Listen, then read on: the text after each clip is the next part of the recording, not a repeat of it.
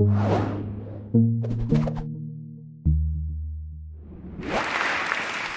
guys, thank you so much for that intro, Oliver, and thanks for coming out today. I am super excited to be here. So just keep that in mind when I say that I was a little bit nervous about giving this talk, because typically in the past when I've been invited to speak, I talk about the things that I'm pretty comfortable with, which are sort of the design process, working in the browser, things like that, what's new in CSS3, kind of design theory stuff. And I decided today that I was going to talk about something that's actually kind of the hardest part of design for me, which is business. So this is actually the most frustrating part of the work I do, and I decided the best way to handle that would be to just dive in fully and give a talk about it. I had to work really hard to sort of embrace and love the kind of business side of design. And for the reason for that is, when I first got started, this is sort of what I thought it meant to be a web designer, right? Like, you're this kind of starving artist, creative genius that works in your underwear by yourself all day, and you don't really have to talk to people, you just get to kind of make beautiful pixels. And that sounded very good to me. But it turns out web design is actually about a lot more than that. It's really all about relationships and communication and empathy and all these kind of like messy interpersonal things. And eventually I wasn't really satisfied just working in my underwear anyways. We all kind of reach a point where we want our career to be satisfying and we want to make money at it. And that means just embracing the fact that, as Mike Montero says, design is a job. It's really a business. So I should start by clarifying what I mean when I talk about the business of design, since that's a pretty vague title. I actually purposely left it vague because when Oliver asked what I wanted to talk about, I was like, business things, businessy stuff. And embarrassingly, when I was trying to sort of narrow down what that would mean, I actually Googled what it is that people learn when they go to business school, because I didn't go to business school, and I was curious what that curriculum looked like. So here are some of the things that came up when I searched what do people learn at business school. And the funny thing is, these are all the kind of terms that make me cringe, that made me want to avoid ever calling myself a business person in the first place. Because this stuff is really hard for me. It took me a while, as I said, to sort of warm up to the fact that this is really essential to having a career in web design. And kind of as I mentioned, the reason for that is because a lot of the kind of major questions of how do you make money and have a successful project and plan it well really involve the kind of interpersonal relationship stuff. So I wanted to talk about it today and just be as honest as possible and share really some kind of funny stories about failures that I've had in the business part of web design, so we can hopefully all laugh at them and learn from them. And then also I wanted to share my favorite internet pictures. So hopefully that'll be fun for us all. So 4 of the kind of things that I want to focus on when I'm talking about this are, finding the people who want to pay us, choosing who we want to work with, setting up a project for success, and executing it well. So those were sort of the kind of main focal points I took from that huge screen of businessy terms. As I said, I want to start out by sort of talking about how do we actually find the people who are willing to pay us for our work. This is the thing I get asked the most about, especially by people who are first thinking about going into freelance work, maybe for the first time, or kind of new students who are looking to find a full-time job. So yeah, it's something I spent a lot of time thinking about, and there's a few things that have really helped. The first one sounds kind of obvious, right? Ask for help. It seems pretty simple and straightforward, but I find it's actually kind of a challenging thing to do. A lot of us don't want to admit that we're not just, drowning in RFPs, and it can be kind of awkward to reach out to your peers and say, hey, does anybody know of anybody who's looking for design help right now, or development help, or whatever the case may be. But actually asking for help is pretty good for the soul, and it's humbling, so it's something that I think you should all kind of start practicing doing now if you're not already.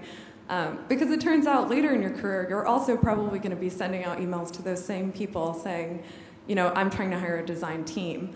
And do you guys know of any great designers that are available? So even if now you're the one saying, hey, I need design work, down the road you're going to be looking for help with actually hiring the design team.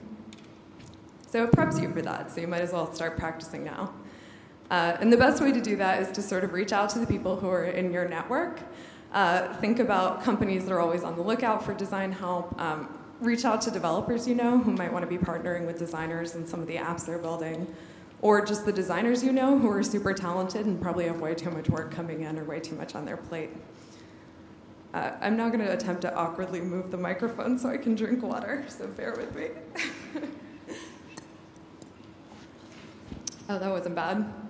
In the past, I've done that, and it's like horribly screeched, so that's what I was worried about. Anyway, so we have to network, but our ability to do so kind of assumes that we actually know people that we can reach out to. Or we have to ask for help, but that assumes that we actually know people that we can talk to. Which is not really a fair thing to assume, since we all spend most of our days working alone on the internet. So what this means is that you have to do the kind of most dreaded, horrible, businessy thing of all, networking. You knew it was coming. And to be honest, I actually have been, and still sometimes am, very uncomfortable with the idea of networking. I feel like I'm going to end up somehow talking to like a weirdo, or I'm going to be the one that's the weirdo, or I'm going to get drunk and say something really embarrassing. And the truth is, all these things have happened and probably will continue to happen. But the other amazing thing that happens when you put yourself out there and meet people in the real world is that you kind of find people who are your tribe. And putting a face behind the avatars can make a really huge impact on your career. So these are some pictures from different sort of networking-y things that I've done or that have really impacted my life. The first one is actually a group of Rails developers that I used to hang out with in Orlando back when I first got started about 10 years ago. So I actually had no interest in learning Ruby on Rails, and I still don't, but I would go to all the Ruby on Rails meetups because that was the most active tech community in Orlando where I was from. And so the funny thing is I would just kind of show up and be like, hey guys, so do you need any design help with those projects you're working on? And that was actually where I got a lot of great work. But not only that, not only would I ask them if they knew of anyone with work available, I would also sort of talk to them about, what are some of the challenges that you come up against when you're working with designers, and what are some of the major pitfalls that you found. And that allowed me very early on in my career to be able to kind of empathize with the development side of things as a designer. And I think that gave me a big advantage going forward because I understood how we could all better work together. So that was just from going to those goofy meetups. The second picture is actually me folding T-shirts at a bar camp Orlando.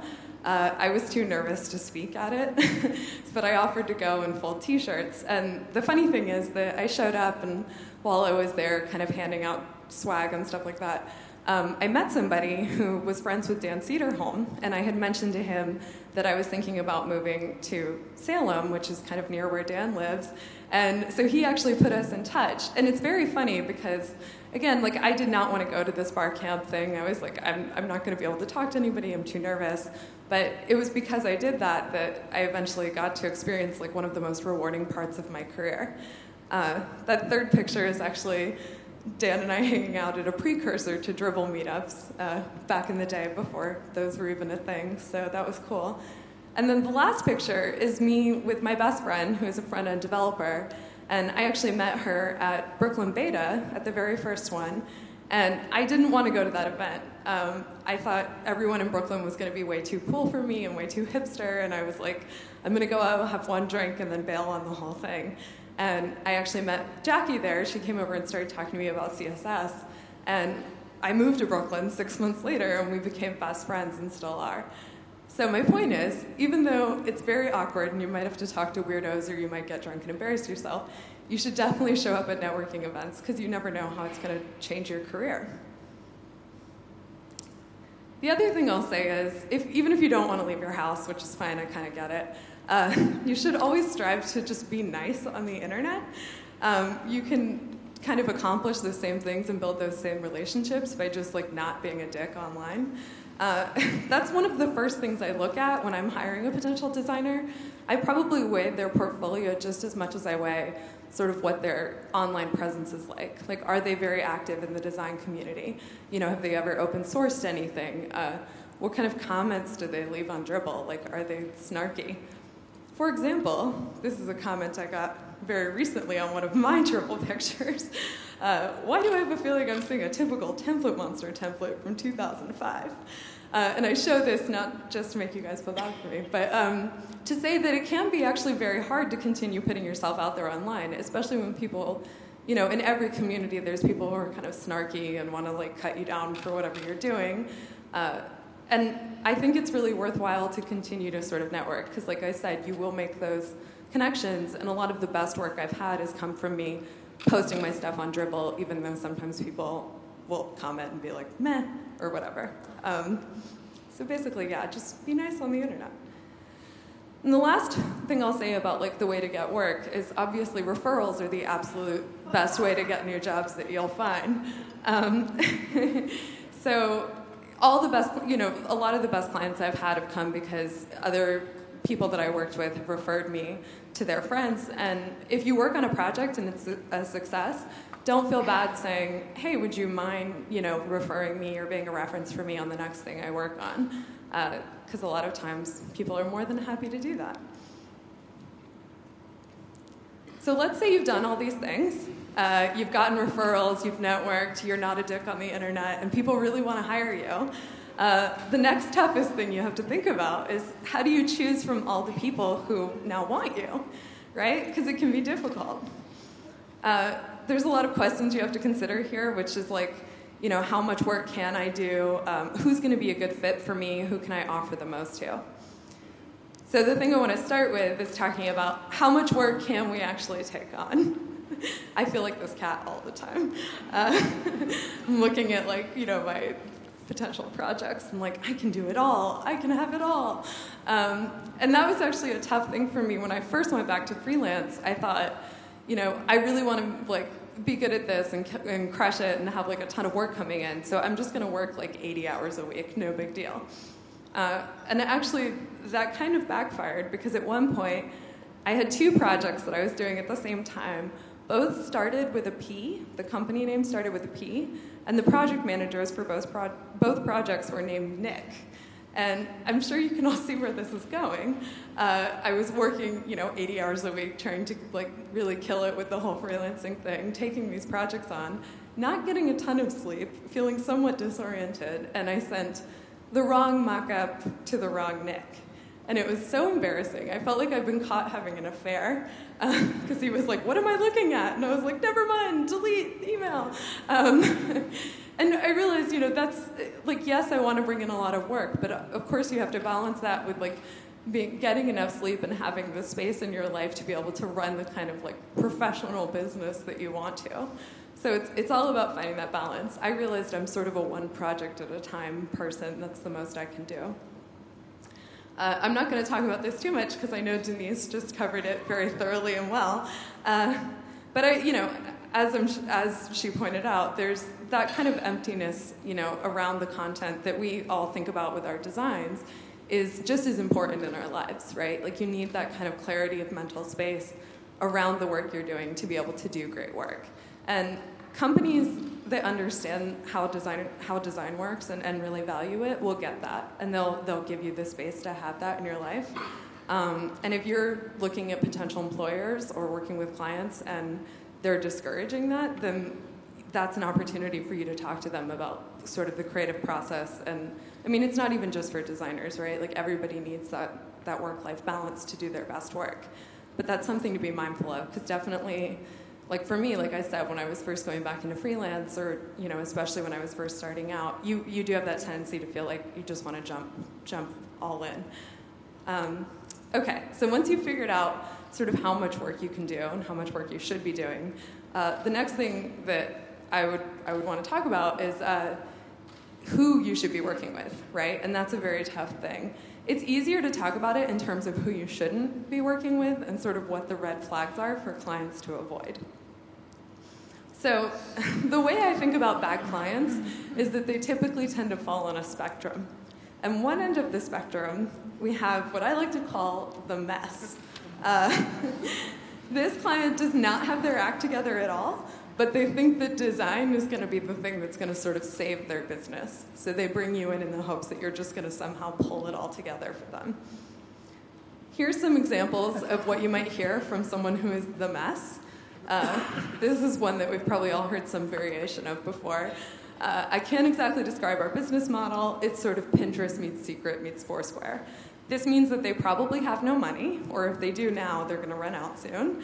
And the project is going to be aimless because there's no real clear business goal. Here's another one I've heard before. The CEO has a different vision than I do, but I think if we work together, I can convince her I'm right. This is going to be sort of like being caught between two parents who are inevitably going to get divorced, but you're like the child in the middle that they're using to sort of like fight with each other with. So yeah, just avoid those kinds of situations where there's a lot of internal tension. Here's another one that I'm sure we've all heard before. Once the design is in place, we'll start to think about content strategy. This means, obviously, that they have no idea what it is that they want to say. They're hoping the design will sort of provide some container that they can put poorly structured or written content into. So that, again, is an opportunity to either educate them or just walk away. So on one end, we have the mess, and that's kind of what we've been talking about. On the other end of the spectrum, there's the narcissist, right? And this person doesn't really think that designers have anything to actually offer them. They're just kind of looking for, like, arm candy, right? Like, they want you to make them look good, but that's kind of all they think design is about. So this is something that I've heard from a lot of people on this end of the spectrum. You are very lucky to be working with us. This is such a good opportunity for you. How many of you guys are familiar with the concept of negging? Has anyone heard this term before? Oh, not many, thank God, but a few. Okay, it's a thing, it's like this gross pickup artist community has this thing where they're like, if you kind of insult a woman at the bar, then she'll be like more likely to go home with you because she'll feel so lucky that like you're interested in her. And I feel like this is like that, but in business, where they're like, you're not that great, but we're willing to take you on because this is good for you. So yeah, just walk away from that situation. Here's another one. I know exactly what the site should look like. I just need someone to bring my vision to life. Basically, this person thinks that you are just like a Photoshop machine that they can just like cram colors and fonts into, and then you will just like shit out beautiful designs for them. And yeah, I'm sure that's something we've all heard before. So that's, again, just like somebody who doesn't quite understand the role of design, and depending on how far along they are in their delusion, you can either try to educate them about what it really means to be a designer or just walk away. There are other clients. So I've learned all these things about which clients to avoid, like the hard way. As I said, I've been doing freelance work and working for different agencies and even at full-time positions, kind of on and off for about 10 years. And I want to share one story, because this actually happened pretty recently. Like, you'd think I'd know better by now, but here we are. It's pretty embarrassing, but there you have it. So this was right when I first went back into doing freelance work. I had just left Chartbeat, where I was working for 2 years, and I was like, all right, back into freelance, gonna take it by storm, like, I can do anything. And one of the first clients that reached out to me was this very cool-sounding startup. They were working in sort of the health space, which in America needs a lot of help, as you may have heard. And so I was like, oh, this is so noble, like, bringing healthcare to the masses, it's gonna be really exciting. And there were some early red flags. So like, I hopped on the phone with them and sort of had them talk to me about their process and their team. First of all, it had a very unreasonable scope. Like, they wanted to completely redesign their site. It was like a 30-page site. They wanted it to be responsive and everything. And I think they had like a 4 or 5 week timeline, right? Which is ridiculous. So that was a little bit of a concern, of a pain point. And also, they had so many stakeholders on the project. There were probably 7 or 8 people on that first call. And it was like very clear that they didn't trust any one person in the company to make a call about the direction of the site. So they all had to be there to like check and make sure that nobody like tried to override anyone else's goals. So early on, I sort of could sense that there wasn't really any trust within this team and that it was going to be a difficult project. But then I did a follow-up call with their project manager, who is like this very suave guy. Like he's a Silicon Valley guy. He spends his whole day talking to investors. And he was telling me how important design is to them as a company and how they were going to change the world with their app and how they were going to we were going to make so much money together. Obviously, it was a disaster. So yeah, after I had that call with that guy, I was like, all right, I should give it a go. Like, this all sounds very exciting and noble, and I think I can do it. So, as you might guess, it was a complete disaster. For one thing, the feedback they gave was like so conflicting and so far apart that it was almost impossible to sort of synthesize it into one like visual experience. I'm going to give you some examples of their design requirements. One, this came straight from the CEO, was that we had to have wood textures all throughout the experience, right? Which is not something you see a lot of in design nowadays. But he said that wood was the ultimate symbol of health. So that had to be in there, straight from the CEO. Their sort of creative director person would give me the feedback that their text needed to be smaller. And I was like, all right, well, it's already at like 16 pixels, but we'll see if we can like swing a 15 or 14. And she just kept being like, we have to fit more text, make it smaller. But I was like, this is a site that like, is targeted at seniors, like huge issues. We would talk about that a lot. One of their core brand colors was yellow, and the way that their art director, I believe, wanted to manifest that was via sunflowers. She was like, we can express the core brand color of yellow by putting sunflowers all over the entire design. So, another core brand color was teal. They wanted teal to be the background color for all the modules, but they wanted the text to be set in white. So, I don't know if anyone can even read that. The other thing was the accent color was red. So, the whole design was just full of these like bright red elements on teal. And eventually, so after about 8 or 9 rounds of revisions where I was resisting and they were insisting and back and forth, this is actually where we landed with a mock-up, which it's a little hard to see here because of the contrast, but you'll see it in the slides later. It's like not terrible, right? It's probably not like the worst thing that's ever been on the internet, but it's really not great. Like, I think nobody at the company felt good about it. I certainly didn't feel good about it because it looks like what it is, which is sort of this amalgamation of all these competing requests, and it's like a Frankenstein. It's very hard to read. You couldn't really experience the content well. But I was also just so stressed out because we had such a tight deadline, and this was like my first project back to freelance, and I just wanted to get it out the door. So we were mostly happy with this page. We were about ready to move on. Actually, when the creative director I mentioned earlier just sent me another design one day at like 2 in the morning and said like, this is what we're going with. And it was just like sunflowers and red text. And I was like, I can't do this. So my solution, so I actually thought maybe the problem was me, right? Like I'd been working in a full-time job for a couple of years. I was like, maybe I'm just like, I don't quite know how to like make this client happy. Maybe it's my fault and there's something I should do differently. So I brought in a friend that I had worked with who was a great designer and it subcontracted parts of the project to him so that he could help me out. And this obviously turned out to be just like a huge disaster and made things worse because the last thing we needed on a project like that was for more people to be brought into it, right? But I made the same mistake as the client. I thought, design is going to somehow address these structural issues. And if we just have one more designer, or the designer's just a little bit better, then that's going to somehow solve the fact that this is really just a broken team that doesn't know what they want. So this was my first project out the door going back to freelance. And that's kind of what I felt like. I felt like I was already blowing it. And it was such a huge disappointment that my first project back had been such a disaster. But I quickly realized this was probably one of the best projects I've had in my career because it actually taught me so much. Before I did this, I was in this really weird place of kind of being in an imbalance between feeling very arrogant about my work, but also very insecure.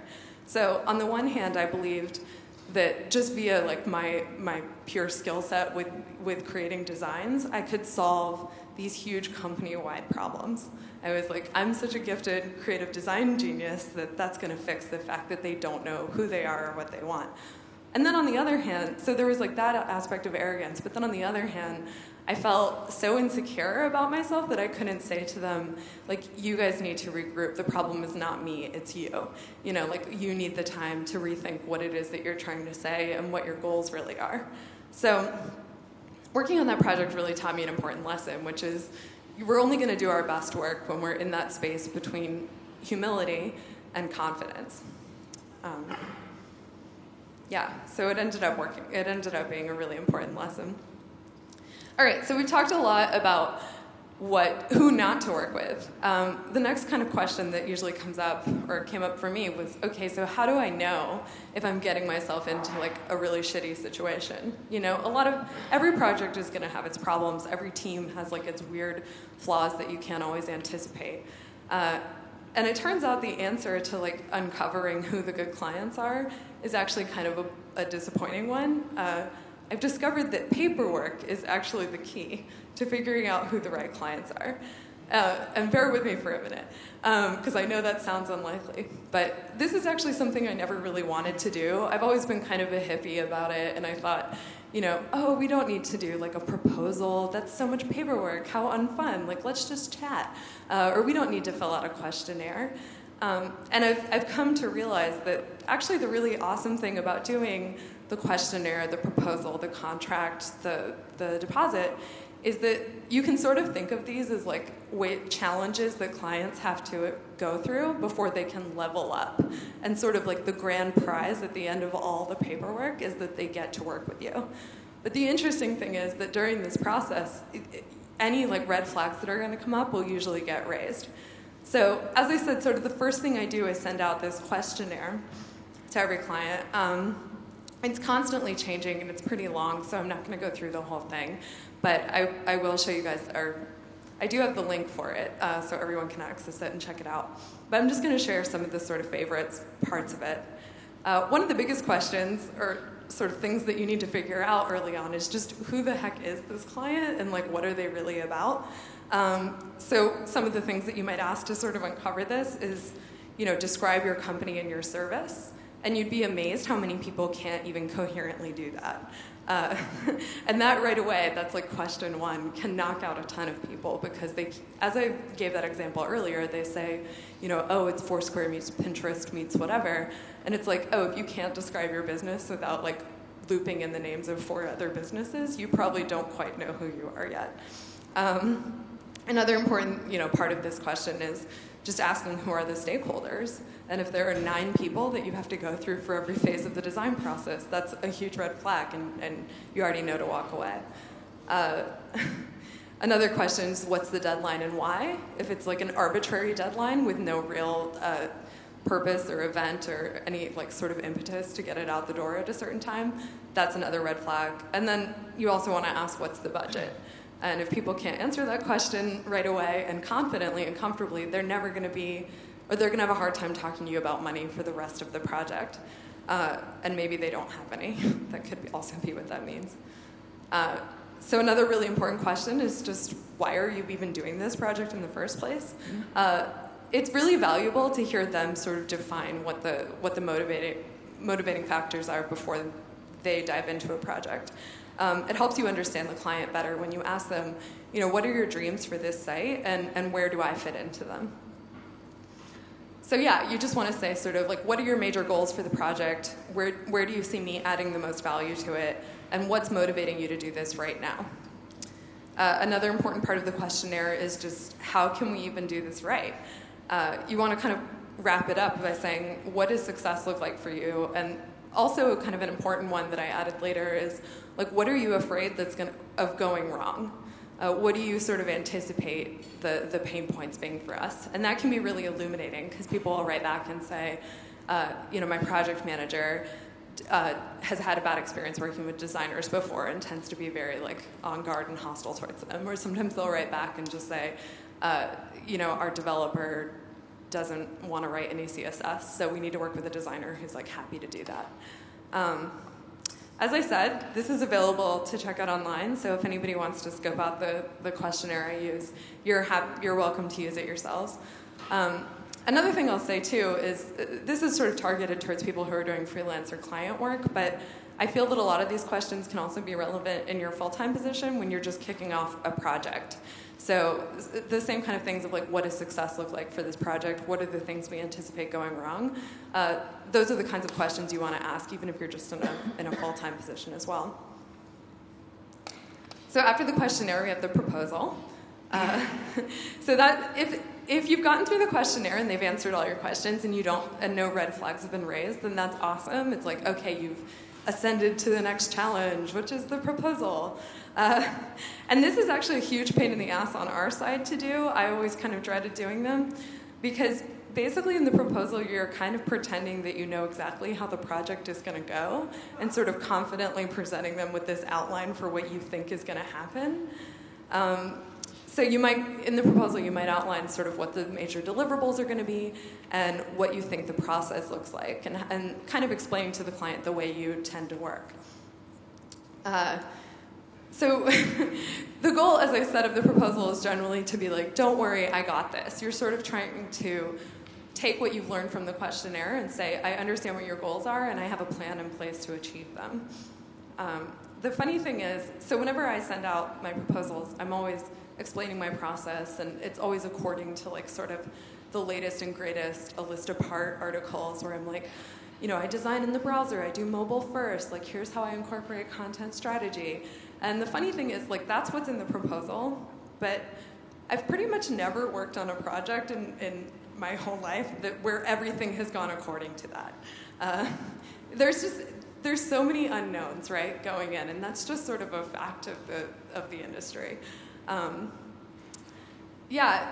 Art direction on mobile first can be a really difficult thing to do every time. Some clients just really can't sign up until they see it in the desktop, or same thing with designing in the browser. Some people just need those beautiful high fidelity mock-ups before they'll get on board. And I used to really beat myself and the clients up about this. I was don't you understand though, we need to work according to the best practices.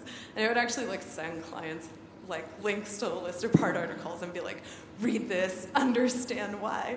Or I would spend a lot of time trying to educate them.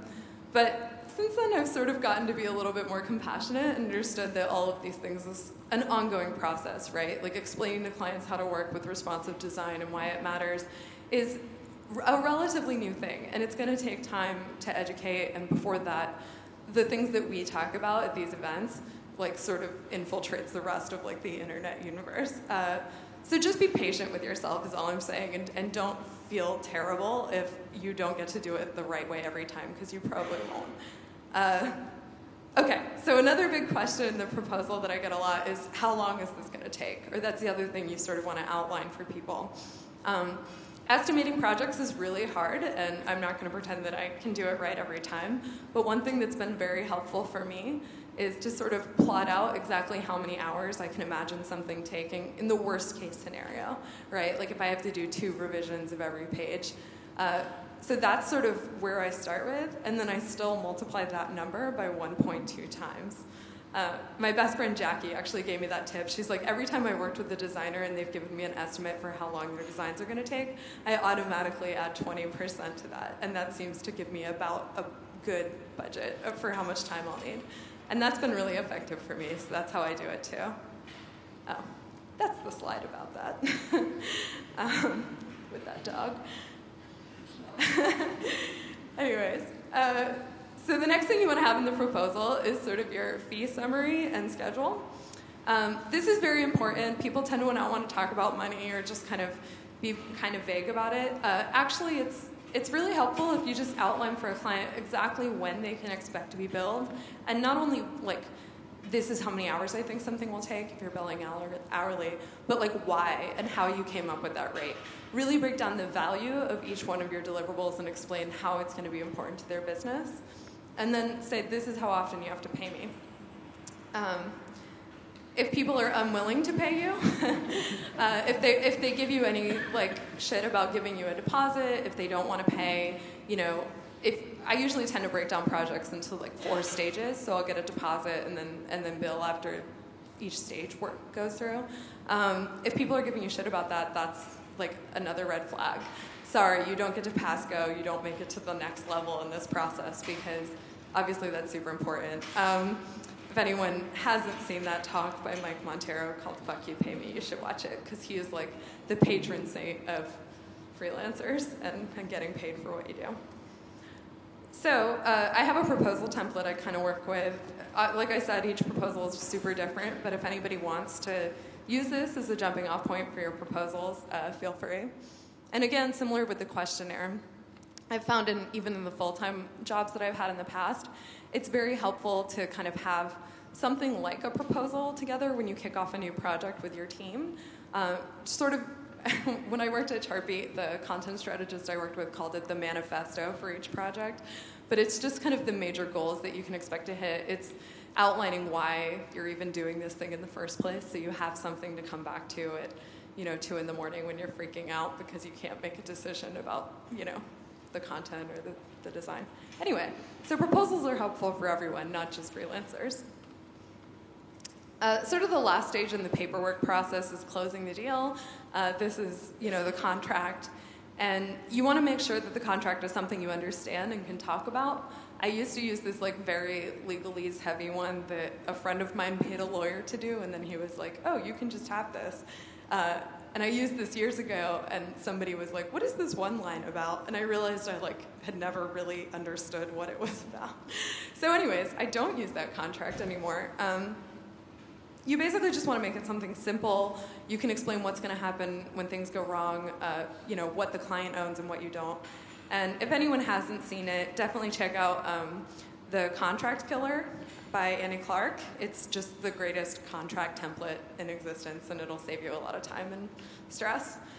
So yeah, the other thing I would say is if you're somebody who's newly looking for full-time work, you can kind of go through all of this process as well by explaining to people who are considering hiring you full-time that you'd love to do contract work for them going in.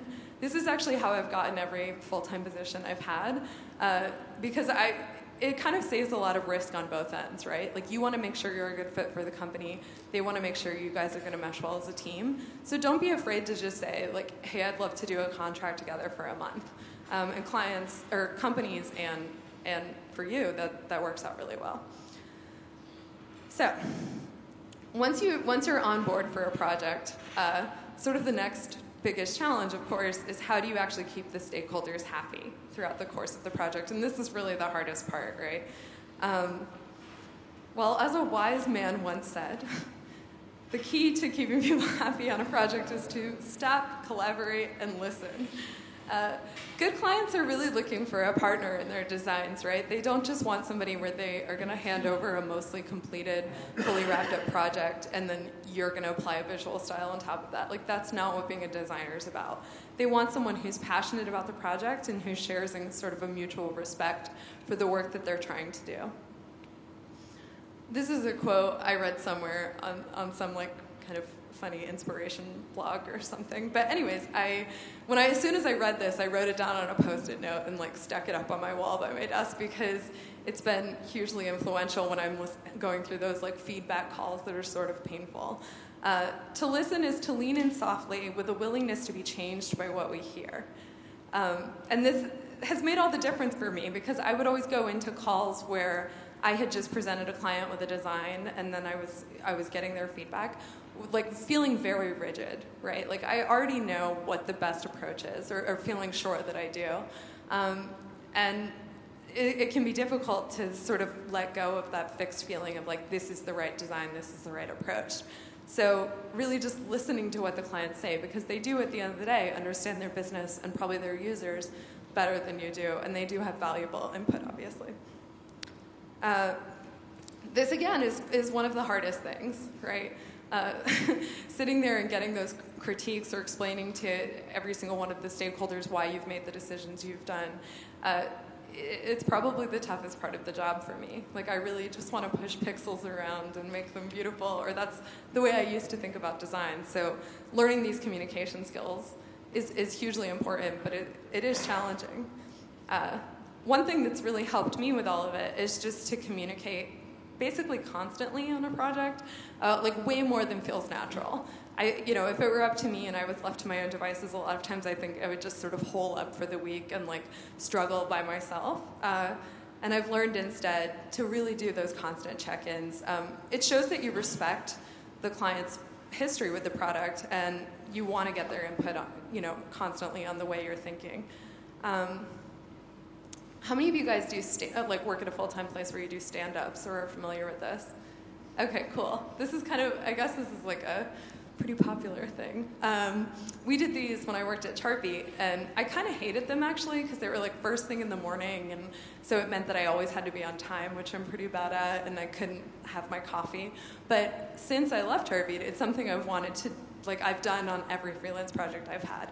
So for those who don't know, a stand-up is basically just, at the beginning of the day, for 5 minutes, everybody on the team will kind of stand up and say what they worked on the day before, what they're planning to do that day, and what they need from anyone, if anything.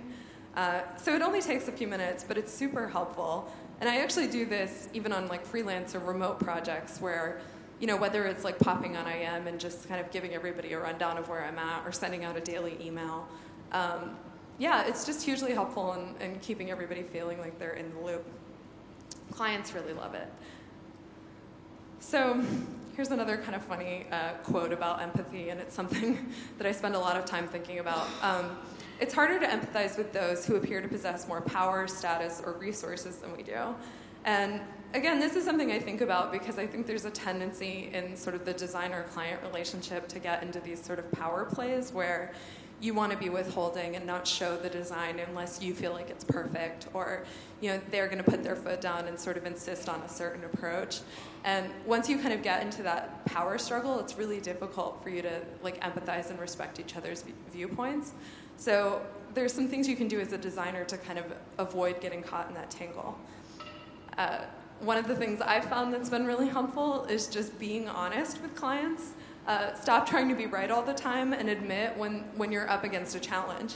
Even if it's something you don't think they can help you with, like you're struggling with what kind of button style to use, just letting them know that you're suffering for their design or for their product, turns out clients love to see that. I mean, usually they're, wearing themselves out and they've been burning the midnight oil developing this product, and to know that you're right there in the struggle with them actually gets them really pumped, even if it means you're going to be handing in a design a day late or something like that.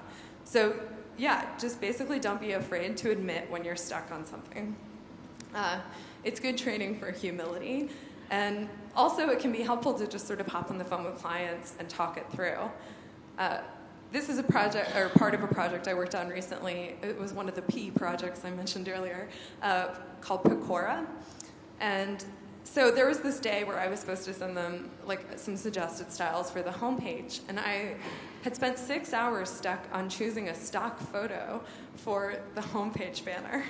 I don't know if any of you have ever been in this position, but you can go down this very dark hole when you're looking for stock photos, especially when the art direction is we want a woman who seems vaguely professional, doing something kind of with technology.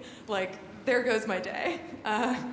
So that's where I was at. And the client Nick, our project manager, had sent me an IM hey, how are those homepage mockups going? And I was like, oh God, leave me alone, stock photos. And then he sent me an email hey, do you want to hop on the phone to talk about the homepage mockups? So I took a moment. I remembered all my notes to myself about humility and honesty. And I said, Nick, can we just hop on the phone? Because I have 15 stock photos I need you to look at. And we did that, and it was very funny. It was called we called it the afternoon of banners. And here's some of the billion that I created. I put them all on a slideshow. And by the end of the call, which really only took 30 minutes, and I got some very clarifying, much more specific feedback about what he was looking for, Nick, not only did we like have a better direction for the homepage, but he was like, oh my God, it must suck to be a web designer and have to look at these shitty photos all day. And it was like such a great moment of empathy, right? Like he understood a little bit more of what it was like for me to try to get through my job. And not only that, but it just like saved me so much time because I could have easily been stuck looking at those photos for longer. And he was like, oh yeah, just do the one of, I don't know if it's in this loop. There's like friends holding an iPhone. This is the one we went with. So another sort of like empathy quote that I keep in mind a lot is, behind intimidating messages are merely people who are appealing to us to meet their needs. This is something I repeat to myself constantly when I'm in those feedback sessions. So on that same project for Pecora, for a while I was creating these very beautiful, detailed, high-fidelity wireframes for them. And one day we were going through it, and Nick was like, I think I'm just going to take over the wireframes from here. And I was like, what? Because, I had really invested a lot of thought in these. And in the past, I feel like I would have been like, look, that's not your job, that's my job, back off, like I'm doing the wireframes. But instead, I took a moment and said, okay, well, what do you feel like you would be better able to express if you were doing the wireframes? Like, what are we missing right now from this communication? And it turns out, so just to back up for a minute, this is the wireframe Nick sent me.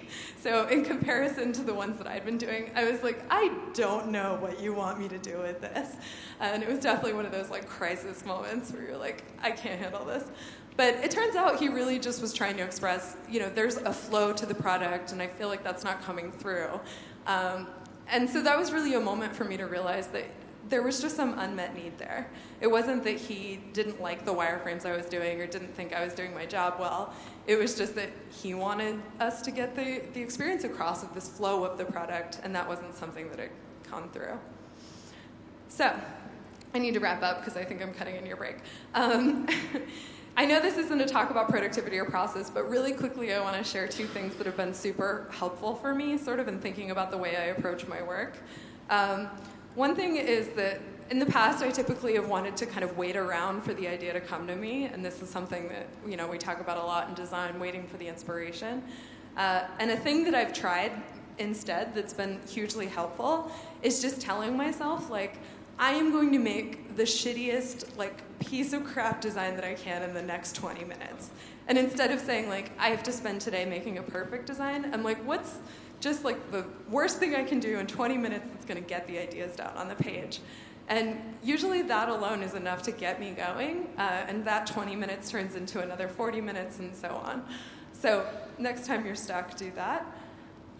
The other thing I would say is don't always just give your clients what they want.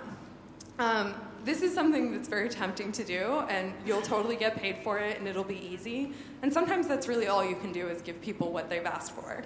But if we wanted to just sort of cash a check and go home and get stoned and eat pizza, then we would work at Starbucks. But that's not what we're all about because we're designers. And yes, design is a business, but we also got into this because we want to be creative. So instead of just saying, how can I meet the client's goals, instead I ask myself, what's the most beautiful thing I can make that achieves the business goals that this person has? So one example of this is that client that I mentioned, Pecora. This was the first mock-up I did for them. It's a little hard to see because it's, again, like high contrast display, but basically their brand colors were gray. They wanted to use Proxima Nova, which, we're all using, everyone was using then. And they wanted these red accent colors. And so I presented them with this, and they were fine with it. Like, this design got approved by the team. But I actually said, can you guys give me a couple more days? I want to try an alternative approach just to see where it takes us. And the next design I did looked something more like this. Again, it's a little tough to see, but this is using a much warmer color palette. The typeface is a little bit more, the typeface choice is a little more interesting and different than what we were sort of typically seeing on the web. There's much warmer imagery. And it would have been very easy for me to just go with that first approach, right? But because I push things a little bit further, like, I like to tell myself that kind of action of like asking the client to give you the chance to do something extra beautiful is what makes our jobs rewarding and kind of makes the internet a better place. So That's all I have to say today. Thank you so much for listening, guys. It was really awesome to come talk to you.